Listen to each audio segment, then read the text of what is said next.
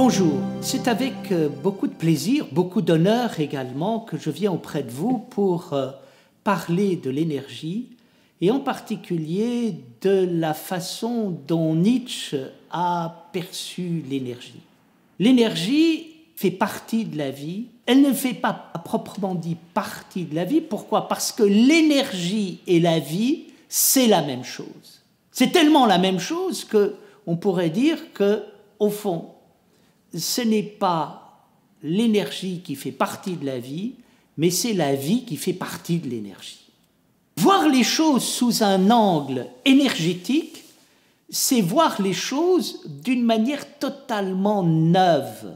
Voir les choses d'une manière totalement neuve, c'est voir les choses d'une manière vivante, en mouvement. Les stoïciens ont essayé de bâtir une logique qui soit une logique pensée à partir du dynamisme de toute chose.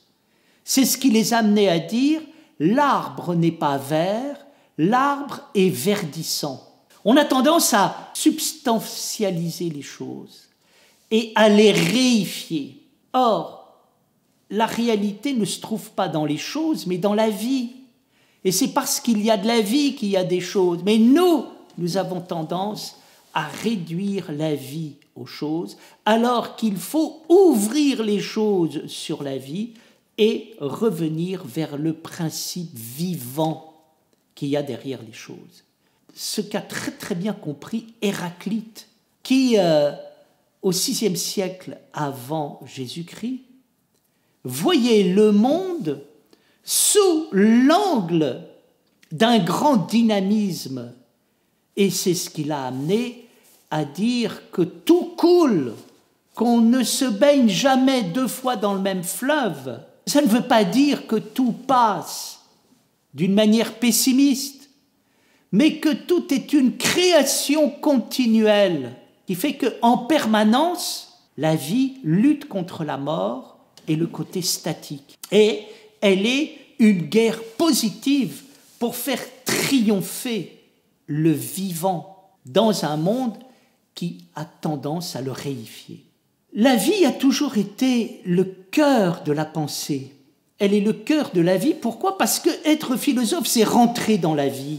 C'est devenir un être vivant. Vivre selon la nature, disait Zénon, le père spirituel des stoïciens. Et c'est ce que l'on trouve au cœur de toutes les grandes traditions métaphysiques, et en particulier de la métaphysique de la modernité. Qu'est-ce qui caractérise la modernité? C'est une volonté d'intériorité, et une volonté d'intériorité qui ne se réduit pas simplement à l'être humain, mais qui se distribue sur toute chose. Qu'est-ce que c'est que la vie? La vie, c'est ce qui se passe quand il y a une vie intérieure derrière la réalité. Et c'est ce que donne le sens de l'inconscient. S'il y a notre intériorité consciente, il faut savoir qu'il y a de l'intériorité au-delà de notre intériorité, une intériorité dont nous ne sommes pas conscients, mais qui peut augmenter notre conscience si nous faisons une relation entre notre conscience et ce qu'on appelle l'inconscient. L'inconscient, ce n'est pas l'inconscience. L'inconscient, c'est une conscience plus profonde que nous, venant d'ailleurs et ouvrant notre conscience. Et par là même, ça permet de comprendre le concept élaboré par Schopenhauer de volonté dans la nature. Il y a une volonté dans la nature, oui, au sens non pas où tout obéit à un programme en étant asservi à une sorte de volonté supérieure qui se servirait de toute chose pour pouvoir parvenir à ses fins. Mais il y a une volonté dans la nature dans la mesure où il y a une volonté de vie, il y a une intériorité de toute chose. Tout est vivant, le monde minéral est vivant, le monde animal est vivant, le monde végétal est vivant, le monde humain est vivant, le monde surhumain est vivant. Et Nietzsche va développer ce concept de volonté découvert par Schopenhauer. et l'exprimer à travers la volonté de puissance qui est souvent mal comprise parce que tout le monde pense qu'elle est de l'ordre de la violence, alors qu'elle est l'expression même de la vie. Et c'est ça qui permet de comprendre la pensée de Nietzsche. La pensée de Nietzsche, c'est une volonté de vie, et une volonté de vie qui va permettre de comprendre le concept de force, mais aussi le concept de faiblesse. Qu'est-ce que c'est que la force?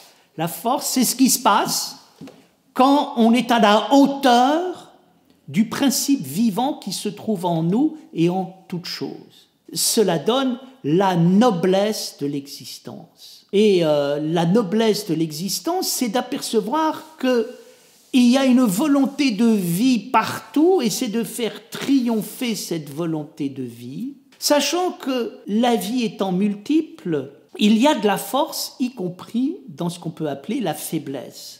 À savoir que ce n'est pas parce qu'on a une diminution de force qu'il n'y a plus de force. Il y a de la force, y compris dans ce qui diminue. Et c'est ce qui a amené Nietzsche à voir le monde comme un ensemble de jeux de force qui tentent à s'affirmer, qui tentent à être puissantes, mais qui en tentent également à décliner. Et c'est parce qu'il y a un moment des choses qui déclinent qu'il peut y avoir des choses aussi qui surgissent. Il y a des énergies fortes, mais attention, il nous faut réfléchir ici avec justesse.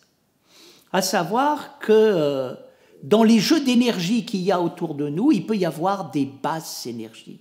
Et les basses énergies ont été analysées par Nietzsche à travers ce qu'il a appelé la maladie de la vie. À un moment, il se pose cette question au début de la volonté de puissance en disant « Est-ce que l'Europe aime encore la vie? Est-ce que les Européens ont envie de vivre ?»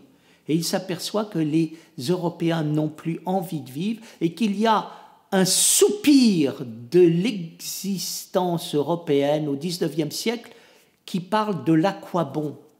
C'est des choses dont nous avons tous fait l'expérience.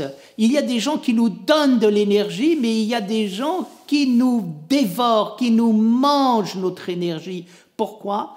Parce qu'ils sont malades et ils rendent les autres malades. Et parfois, ils ont un malin plaisir à rendre les autres malades en n'étant pas capables d'être dans l'affirmation de la vie. C'est intéressant ce que dit Nietzsche. Pourquoi? Parce que ça veut dire que nous avons un combat intérieur à mener pour pouvoir guérir.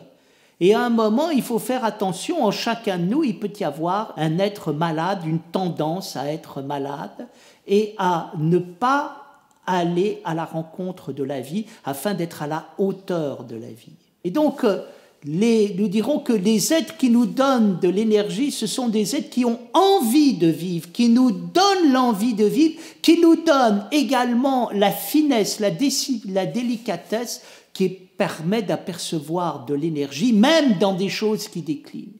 Mais il y a aussi, parfois, un refus de vivre et parfois un malin plaisir à empoisonner la vie et à rendre les autres malades. Et donc, avec énormément de finesse, Nietzsche s'est fait l'observateur des niveaux d'énergie qu'il y a à l'intérieur de nous, et c'est excellent pour nous. Pourquoi? Parce que cela montre ici l'importance d'un travail thérapeutique pour essayer de passer des basses énergies et aller vers les hautes énergies.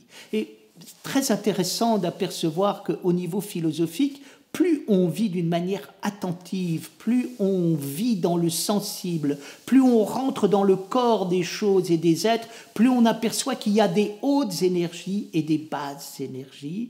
On apprend à se protéger des basses énergies pour aller vers des hautes énergies. Et on apprend en particulier à se méfier des fausses pensées qui nous donnent l'impression d'être pleines d'énergie, mais qui finalement n'ont pas tant d'énergie que ça. On s'aperçoit en particulier que quelqu'un qui est violent est en général quelqu'un qui est faible. C'est quelqu'un qui se protège de la faiblesse à partir de quelque chose qui est le contraire de la faiblesse et qui donne l'impression de la force et de l'énergie, mais qui n'est pas l'énergie. Les hautes énergies n'ont pas besoin de violence, elles ne sont jamais violentes, au contraire, elles ont une extraordinaire douceur et une délicatesse. Et nous apercevons ici qu'il y a une extraordinaire puissance dans la capacité d'être fin, d'être délicat, d'introduire de la douceur, alors qu'il y a énormément de brutalité, de violence, d'ignorance et de maladie et de basse énergie derrière ce que l'on croit être la force et qui n'est que son masque grimaçant.